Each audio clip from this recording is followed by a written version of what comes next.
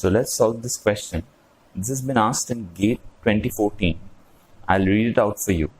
Three processes A, B, C each execute a loop of 100 iterations. In each iteration, a process works with CPU for Tc milliseconds, followed by an I/O operation initiation which lasts for T/I/O milliseconds. Sufficient input-output devices are present. Operating system assigns different I/O devices to each process. So these two lines are significant. Sufficient I/O devices are present. Operating system assigns different I/O devices to each process. These two lines are indicative of the fact that these three processes will be only competing for the CPU and not for I/O devices. Round-robin scheduling with a time slice of 50 milliseconds is used. Okay. Find the time at which process C would complete its first input-output operation. Okay. So in order to solve this question, we'll make use of a NAT chart. And since this is the round-robin scheduling algorithm being used, so we need a queue which will store the processes which are ready to execute on the CPU. Okay. Now we have process A.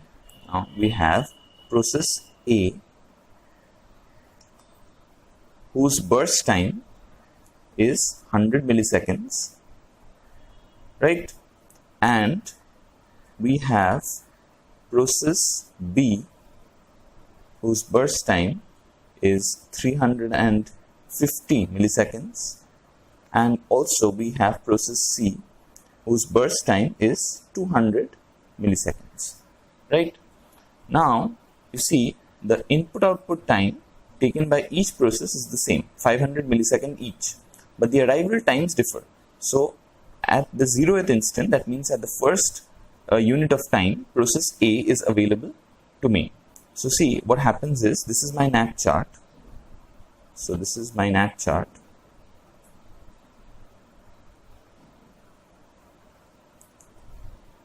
And along with this, I need to maintain a queue of ready processes.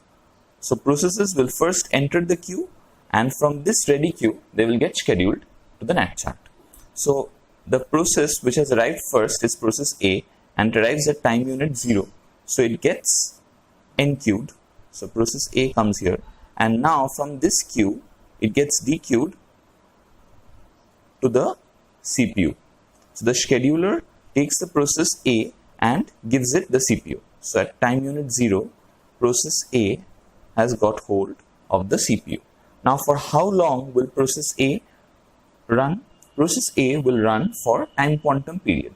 Now see, time quantum period is given to be 50 milliseconds. So process A will run for 50 milliseconds.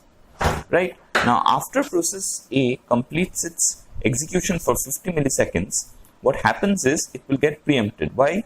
Because the time quantum has expired.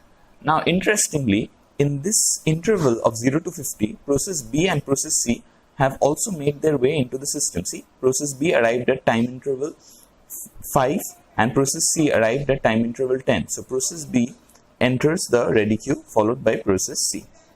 And after process A completes its first round of execution, it still has, mind you, it still has 50 units left. So since it has 50 units left, it will again be enqueued. And process B will now be dequeued. So process B, which has a burst time of 350 milliseconds, will run for 50 more units, right? Because the time quantum is 50. And after it runs for 50 units, it will get preempted and enqueued. So process B now has 300 milliseconds left to be executed. Next is the turn of process C. So process C gets hold of the CPU. For how many units of time? For 50 units of time. So after it runs for 50 units of time, it gets preempted, and since it has 150 units still left to be executed, it will get enqueued. So process C gets enqueued once again. Now, mind you, we have to find the time at which process C would complete its first I/O operation, right? we have to find the time at which process C would complete its first IO operation. So we have to keep this in mind as we are proceeding with the calculations.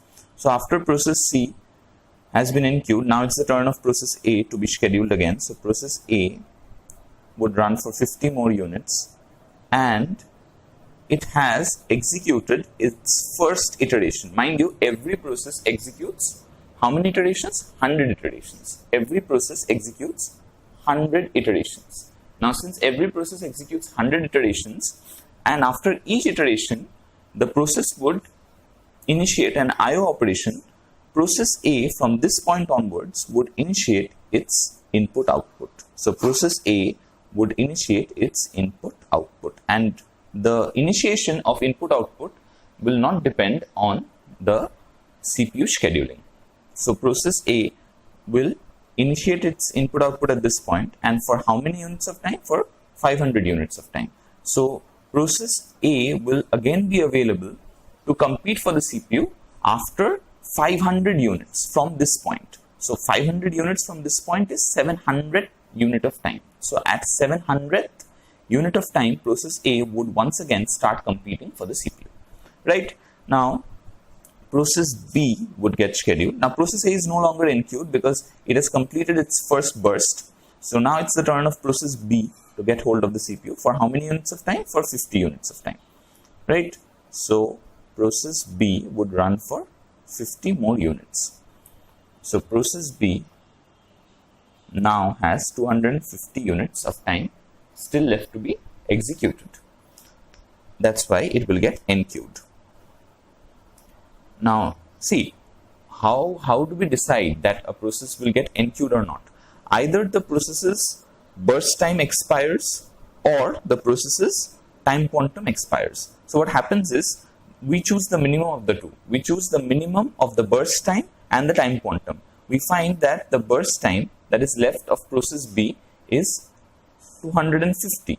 Now, out of 250 and the time quantum 50, the minimum value is 50. So, we would schedule B next time for 50 units. So, that's how round robin scheduling works. So, now we have process C to be scheduled.